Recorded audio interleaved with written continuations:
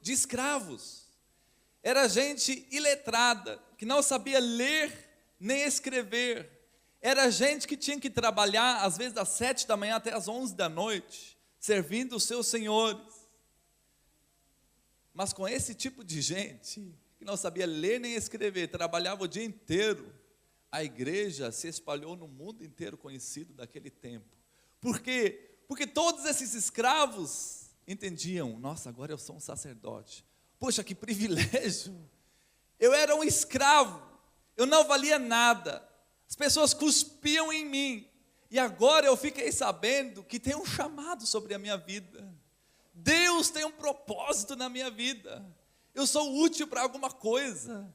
E eles se reuniam para fazer o culto 5 da manhã, 6 da manhã, e esses escravos, todos felizes de serem ministros, compartilhavam a palavra, oravam uns pelos outros, e curas aconteciam. Então um escravo chamava outro escravo: vem lá, você está doente, vem lá, eu vou orar por você, você vai ser curado. Aí orava, a pessoa era curada. Todo mundo era ativo na edificação da igreja, não existia ninguém passivo. Toda a igreja trabalhando, toda a igreja entendendo: poxa, tem um propósito na minha vida, Deus me chamou. Talvez, nossa, eu sou um evangelista, tenho uma facilidade, eu chamo todos os meus amigos, todo mundo vem, nossa, eu tenho um jeito de falar com as pessoas, que toca o coração das pessoas. Outra vez falava: não, nossa, parece que eu tenho um dom pastoral, eu gosto de acompanhar as pessoas, gosto de cuidar das pessoas. Mas todo mundo entendia: eu sou um sacerdote. Não é questão de ficar parado, não é questão de, agora eu sou cristão, então a minha função é ler a minha Biblinha em casa, fazer o meu devocional e pronto, acabou. Não, tem uma função, tem um chamado sobre a minha vida. Existe algo a ser feito. Deus tem um plano, Deus tem um chamado individual para mim. Olha, isso tem que queimar nos nossos corações. Só que, mais ou menos no ano 300 depois de Cristo, esse valor foi se perdendo. E o cristianismo se tornou a religião oficial do Império Romano. E como religião oficial, de novo, voltou a muitos padrões de religiosidade, de outras religiões. Então, uma vez que nós somos religião oficial, tem que ter sacerdotes de novo.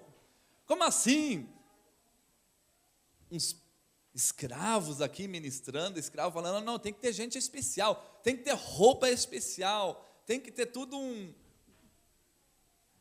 programa especial aí, quem que são os escolhidos? Aí foram estabelecendo de novo sacerdotes, padres, bispos, gente especial.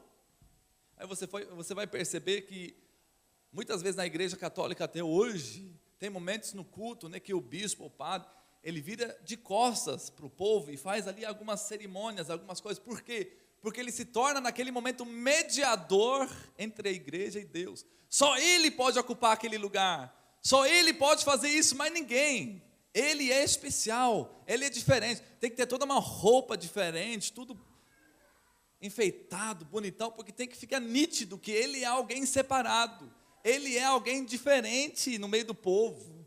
E as demais pessoas apenas servem para sentar nos seus bancos e ficar quietinho, caladinho, sem fazer nada.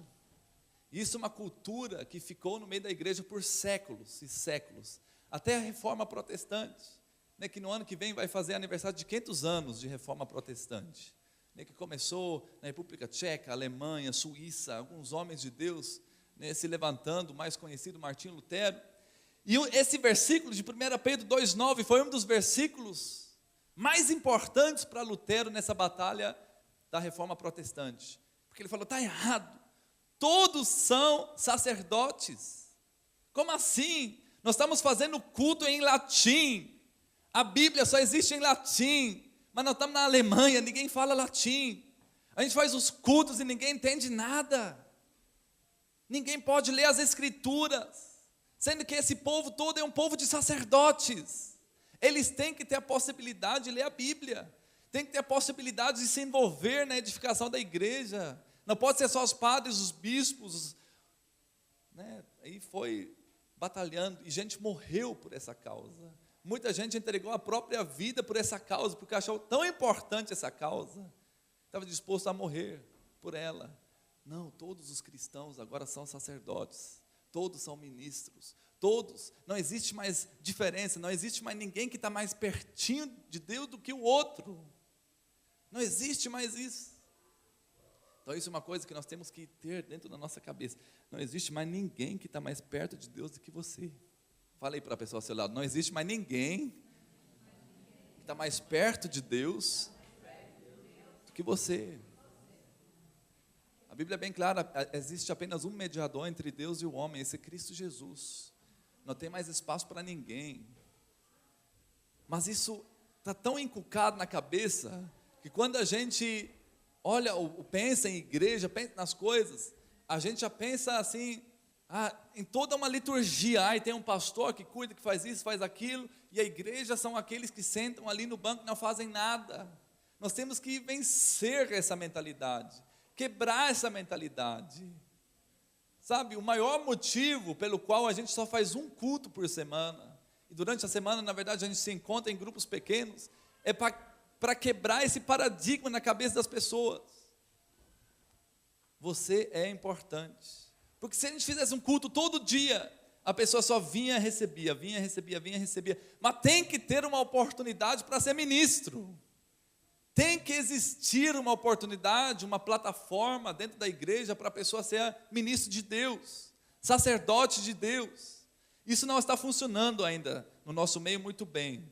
Mas esse valor, ele tem que queimar, começar a queimar no nosso coração. Falar, poxa, a gente tem grupos pequenos dentro da igreja, e esses grupos pequenos devem permitir que eu seja usado por Deus. Então, se eu estou no mesmo grupo que a Renata, eu vou falar para ela, Renata, me fala as suas necessidades. Por quê? Porque eu quero orar por você todo dia. Sou ministro da parte de Deus. Olha, esse sumo sacerdote, ele tinha aqui 12 pedras no peitoral dele, e tinha 12 pedras nos ombrais também. Essas 12 pedras representavam as tribos de Israel, tinha o nome das tribos de Israel nessas pedras.